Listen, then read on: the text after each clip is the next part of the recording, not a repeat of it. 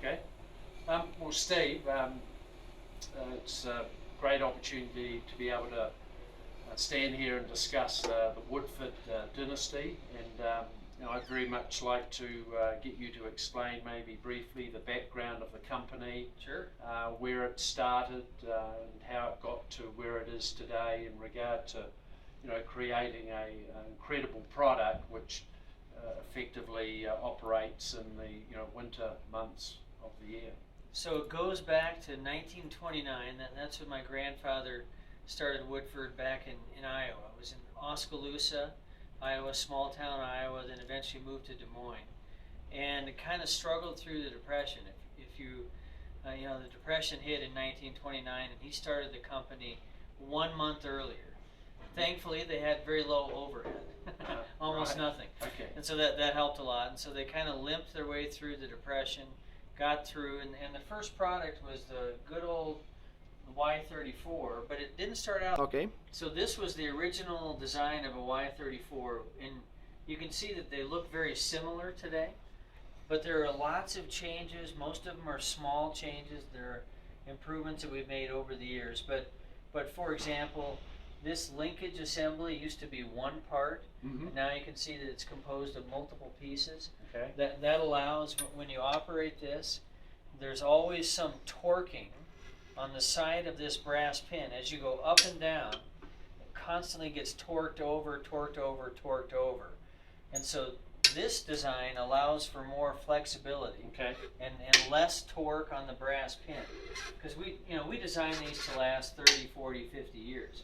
And so the whole point is nobody wants to dig up a Y34 in the middle of winter. It's just way too cold, and it's digging through 6 feet of frozen dirt is a problem. Right. And so we want it to last. And so we kept doing small improvements over the years, and you can see the casting looks a little bit different. So right.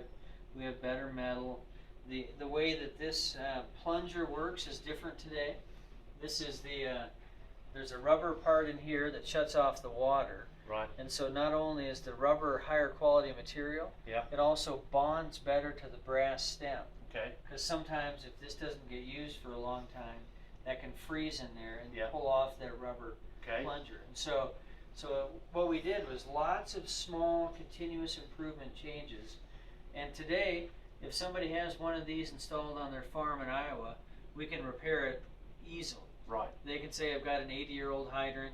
Yeah. And we say, okay, what do you need? Do you need a packing yeah, nut? Do you need assemblies here? yeah, Do you need a new plunger? Yeah. And it's all readily available. But very minor parts that need to be replaced. Correct. If yeah. any. If any. Yeah. Well, maybe 60 years later, you might need a new packing nut here, or you might so need that's a new amazing. plunger. 60 years. Yeah, That's yeah, true testament to the true quality testament to of the product. It's well designed. Right. Yeah, it's well designed. So.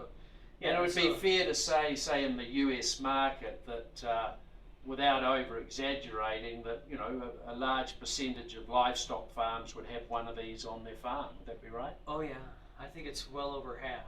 Well over 50%. Yeah, would have a Woodford on their farm. Okay. Yeah. Right. Yeah. That's pretty staggering. Yep. Pretty good. Yeah. Yeah. Took us a long time. We just kind of slowly build year after year. Right. That's the idea.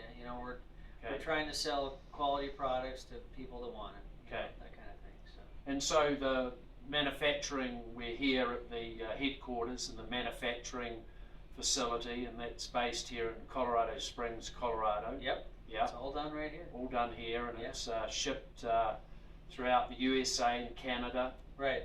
And then I think the understanding is that you've got a sort of a 5-year plan to try and get this product installed in the Russian market, maybe the Hungarian market. Right, Eastern Europe. Eastern Europe. Is a good opportunity for us. Right. Yeah, strong farming, good farmland. Yeah. Hard winters. Right. It's cold. Yeah.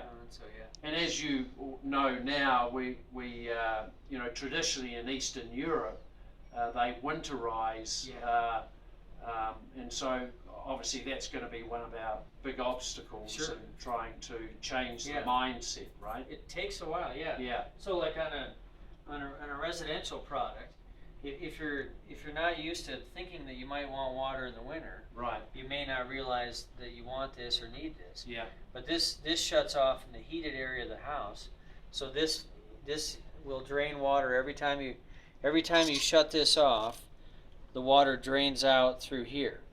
And so you can get water all winter long if you're trying to water your dog, or if you have pets that live outside, or if you have to wash something off your steps or whatever. Or if there's a fire, you have readily available water. Yep. So if we move these to one side, so get some blood flow. This is a little damp, this one. Yeah.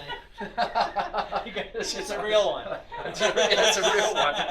Don't get that. Not just a demo. So anyway, obviously, this is for the residential market in the USA, and so you've got quite a selection going, I think, all the way through to commercial, but maybe you have the hot and cold water ones. Yep. So what we found out, we're a small company going after a niche market. Okay. And so we learned that people were putting two Model 17s on a house. They'd run hot water to one, cold to the other, so they could have hot water outside. And that's just because we're talking to our customers, we're out in the field. Right. And then we said, well, why don't we come up with a product that allows you to have hot and cold? Right. All of this is the same. Yeah. Same working parts that are here, same as in a Model 17. And so you've got a hot water line and a cold water line, and they just mix in this casting right here. Okay. So you can have So water. Yeah. this is the WOODFORD company. I mean, you really respect the customer. Oh, yeah. And what the customer wants, and Sure. because you're a manufacturer, you have the ability to have a good R&D division. Sure. And develop new products. Obviously there's got to be a demand. Oh, yeah. Yeah. So for instance, I'm just trying to understand the hot water. I mean, I can just think of, for instance, taking the dog for a walk in the winter, right? Coming back. Yep. The poor old pet doesn't want to get washed even down with cold in the water. summer, they like warm water. Yeah, right. Right. And you know what we are with the pet market today in the world. I mean, it's crazy. Yeah. And other uses, obviously, just cleaning and true. Yeah. And so part of listening to our customers, we came up with this Model 19, which has a pressure relief valve in it. So if you accidentally leave your hose on, and the water can't drain if there's a hose on, then this will start to freeze from the outside in. So as the ice block forms and goes back, you end up having a little bit of water back here that the water doesn't compress. So pressure just goes up, up, up. And at about 1800 psi, this copper tube will split. And so this has a pressure relief valve. That's what that stainless steel spring is, their mechanism. And as pressure builds, it evacuates a really small amount of water back into the supply line. Okay. So you'll end up with ice, but not a frozen burst faucet. Okay. So it'll have to thaw before you can use it. Right. But it won't freeze and burst. So again, that was listening to our customers because they. Yeah.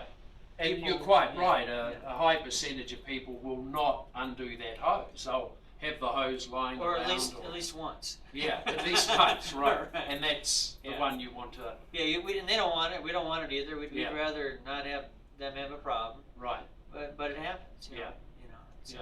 I have kids at home, and I'll come home and it'll be in the middle of winter, and I'll see a hose attached, and I'm always like, oh man. Yes. Thankfully, they've never frozen and burst on my house. I have old Model 14s. My house was built in 1981, so I have Model 14s on there, not the 19s. Okay. It happens. Good. Be some indication of the market that you're. Sure. Supplying. So we sell all over the U.S. and Canada, mostly in the northern 2/3 of the U.S. We have 100 to 150 employees here, more in the summer, as we ramp up production, then ramp back down in the fall. And we run 3 shifts, 5 days a week, sometimes 6 days a week in the busy season, sometimes even more than that. And so we're geared towards building to order, and so we do that for quality purposes. We're trying to have, we're selling primarily to plumbers, and plumbers, their reputation's on the line every time they install a product. And so we're trying to have 0 defects, as close to 0 as we can get. So they haven't got a recall. No recall. Yeah. So we build the order so that that everybody knows that order, that one they're building, is going to a plumber. Okay. He's waiting for it. So it improved our quality from almost near perfect to near perfect, and so, you know, that's a reason we do it. Plus, we were able to utilize our facility better and all that. So, yeah. And then, so how many dealers throughout the USA do you supply to? It's got to be 4,000. Really, 4,000? Like wow. That. Yeah. So that's a major undertaking in itself. Major undertaking. Yeah. Right. Yeah. Okay. Well, that's great. Well, thank you for your time, and Viva. Okay. Yeah, so we're obviously in one of the meeting rooms, and I'm sure you have a few of those with the size business, strategy thinking and everything, but I noticed you've got the 99.99 up on the wall as a feature. I'm sure so that's that's near perfect. Right. We'd like to have 0 defects, and we realize that occasionally something happens, but so this is a reminder to all of us every day, you know, that we don't want any defects and any problems for plumbers anywhere in the U.S. or Canada or Russia. You know, it's just too costly for them, and it matters too much, and so really we're 99.9999. That's what we'd like, but it's a little bit long to put on the wall everywhere, so we just do 99.99. But we want as close to 0 defects as we can get. So. And I think you and I have discussed this a lot, that here we are, you know, going to Russia, and you know, the infrastructure in the rural part of Russia is, you know, obviously a lot different than it is in this well-developed US market, and it's so essential for us that, you know, we're going to do all this marketing for Woodford in Russia to obviously get the profile, get the concept out there, and, you know, then start exporting the product to Russia, to these very you know, isolated regions or parts of Russia, and of course, if we have a recall in a place like that, it's not a very, logistically, it's not a very... It's a problem. It's a problem. Yeah. And of course, you know, this is a very powerful statement to send to, you know, the Russian people that, you know, this is the manufacturing base, and when you're thinking about sending a product out, it's all about, you know, eliminating the recall. They need it to work. Yeah. Every day. Yeah. For years. Right. Not just 1 year or 2 years. Exactly. 30. Yes. You know, so no problems for 30 years. That's the idea. Yeah. 40, 50, 60 is good too. Right. 70 or 80. We have some that are 80, 90 years old out there, over 85 years. Yeah. And they work. Right. Still work. Yeah. So that's a great testament. That's the idea. Yeah. No one wants to dig them up. Right. You know. Yeah. Yeah. Okay. Yeah. All right. Well, I appreciate your time. And thank you. Okay. Yeah. All right.